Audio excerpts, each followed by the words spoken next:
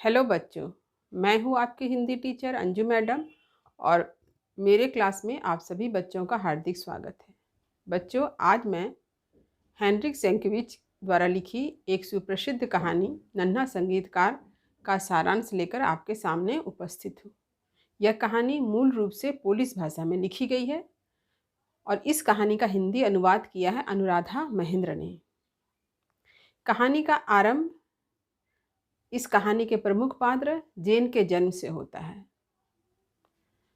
जेन जन्म के समय ही काफ़ी दुर्बल और कमज़ोर था, जिस कारण उनके पड़ोसियों को ऐसा लगा कि वह ज़्यादा समय तक जिंदा नहीं रह पाएगा। अतः इसका नामकरण कर देना ज़्यादा उचित है, क्योंकि वहाँ के लोगों की यह मान्यता है कि यदि किसी बच्चे का नामकरण न किया जाए और उसकी मृत्यु हो जाए तो उस बच्चे की आत्मा जो है भटकते रहती है। अतः उसकी आत्मा न भटके इसलिए उसका नामकरण कर दिया गया जेन। परंतु संयोग से वह बच्चा मरा नहीं, वह जिंदा ही रह गया। धीरे धीरे वह बच्चा बड़ा होने लगा। उसकी उम्र 10 वर्ष की हो गई। फिर भी वह काफ़ी दुर्बल और कमज़ोर था। उसकी नज़रें मानो इधर उधर कुछ ढूंढती रहती थी।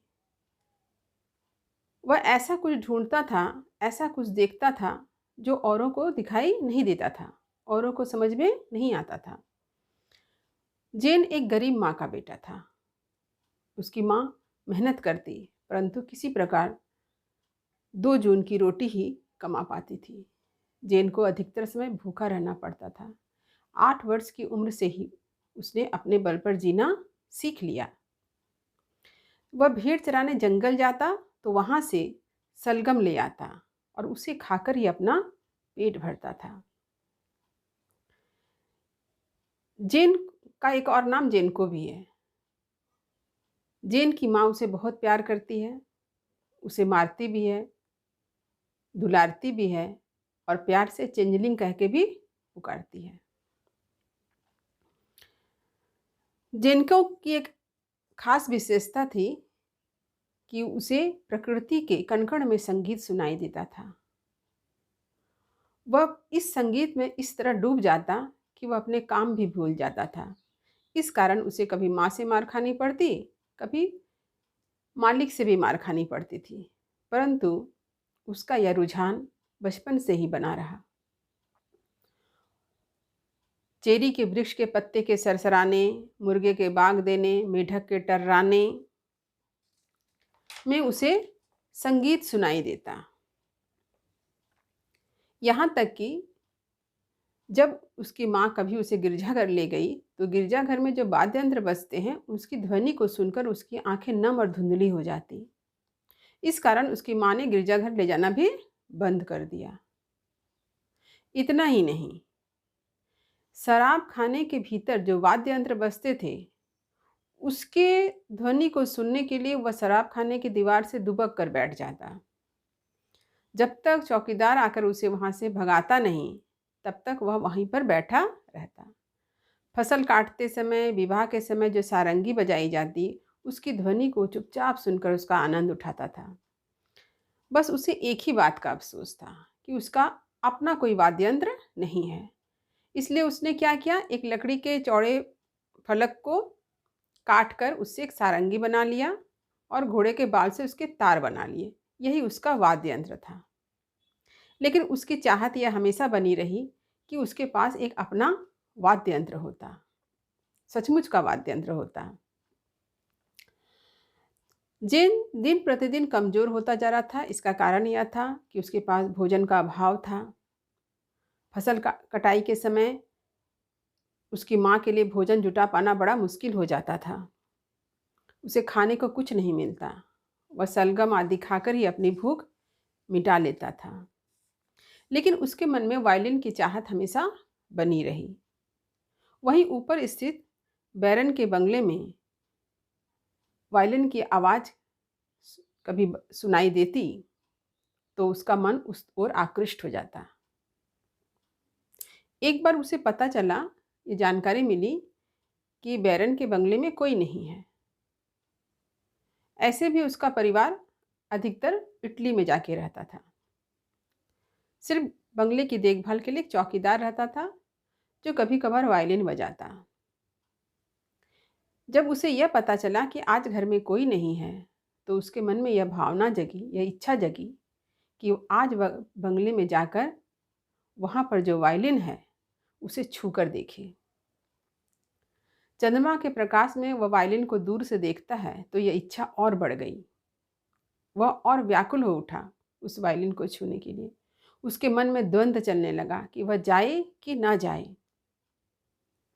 लेकिन अंत में उसने बंगले के अंदर जाने का निर्णय ले लिया। जब उसने बंगले के अंदर अपना कदम बढ़ाया और जैसे ही वायलिन को छूने की तरह आगे बढ़ा, तुरंत वैसे ही चौकीदार ने उसे आ पकड़ा और उसे अगले दिन न्यायाधीश के सामने उपस्थित किया। न्यायाधीश उस मासूम और कमज़ोर बालक को देखकर सोच में पड़ गया कि इस बालक को क्या दंड दिया जाए। अंत में उसने चौकीदार से कहा कि उसे बेत से थोड़ी पिटाई की जाए, ताकि उसे सबक मिल जाए कि चोरी करना जुर्म है। परंतु वह चौकीदार मोटी बुद्धि का था। उसने जेनको को इतनी बेरहमी से पीटा, इतनी बुराई से पीटा कि वह जमीन से उठ नहीं पाया। उसकी माँ आई, उसे गोद में उठाई और उसे अपने साथ लेकर गई। अगले दिन भी जेनको नहीं उठ पाता है। उसकी स्थिति मरणासन्न हो गई। ऐसी स्थिति में वह माँ से पूछता है कि माँ, मरने के बाद स्वर्ग में ईश्वर क्या उसे सचमुच का वायलिन देगा? माँ ने उसे आश्वासन दिया कि हाँ। तीसरे दिन जेनको इस संसार से विदा हो गया। उसने अपना दम तोड़ दिया। वह जेनको ही नन्हा संगीतकार है, जिसकी मृत्यु के बाद आंखें खुली रही, चेहरे में निश्चलता बनी रही, मुख पर शांति छाई रही, जैसे उसे उसकी माँ की बातों पर अटल विश्वास हो कि ईश्वर उसे स्वर्ग में वायलिन अवश्य देगा। इसके अगले दिन ही बैरन का पूरा परिवार इटली से वापस आता है, लेकिन किसी को भी नन्हे संगीतकार की कोई परवाह नहीं है। और यह कहानी यहीं समाप्त होती है। उम्मीद करती हूँ इस कहानी का सारांश आपको समझ में आ गया होगा। अब चलिए इसके उद्देश्य पर एक नज़र डालें कि नन्हा संगीतकार कहानी का क्या उद्देश्य है। इसे मैं आपको पढ़कर सुनाती हूँ। हेनरिक सेंकेविच संवेदनशील और मानवतावादी कथाकार हैं। उनकी कहानी हमेशा उन घटनाओं को उभार कर हमारे सामने प्रस्तुत करती है जिसे हम अक्सर अनदेखा करते हैं। आज भी हमारे चारों तरफ बहुत सी ऐसी प्रतिभाशाली बच्चे हैं जिन्हें प्रशंसा के बजाय उपेक्षा मिलती है। आज का समाज इन बच्चों को प्रोत्साहित करने की अपेक्षा उनकी प्रशंसा करती है जो पहले से स्थापित हो चुके हैं। बच्चों के भीतर छिपी हुई प्रतिभा, योग्यता और संभावनाओं को पहचान कर उन्हें विकसित होने के लिए मार्ग देना, समुचित वातावरण देना और समय समय पर प्रशंसा करना अत्यंत आवश्यक है। नन्हा संगीतकार कहानी के माध्यम से इसी उद्देश्य की स्थापना की गई है। तो यह है कहानी का उद्देश्य। बच्चों, आज मैंने नन्हा संगीतकार कहानी का सारांश और उसके उद्देश्य की चर्चा आपके सामने की है। इसके बाद मैं आपके सामने प्रश्न उत्तर चर्चा को लेकर के उपस्थित रहूंगी। तब तक आप इसे सुने, पढ़ें और समझें। अपने सभी मित्रों में इसे शेयर करें, इसे लाइक करें। यदि कहीं कोई दिक्कत होती है, आपको कुछ पूछना है, तो आप कमेंट बॉक्स पर अपने प्रश्न को टाइप करें और मुझसे पूछें। मैं आपके प्रश्न का उत्तर यथासंभव अवश्य दूंगी। तब तक पढ़ते रहिए, जीवन में आगे बढ़ते रहिए। शुभकामनाओं के साथ धन्यवाद।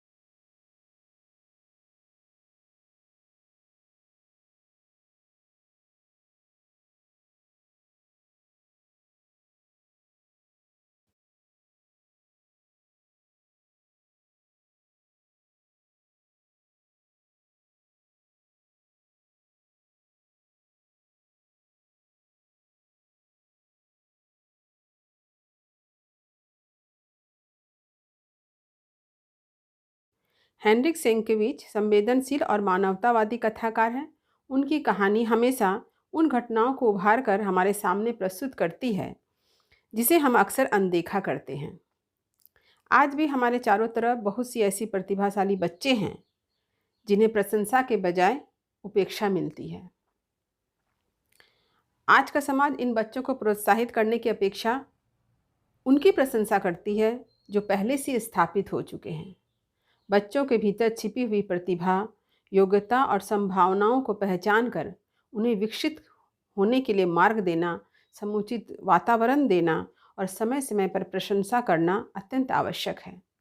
नन्हा संगीतकार कहानी के माध्यम से इसी उद्देश्य की स्थापना की गई है। तो यह है कहानी का उद्देश्य।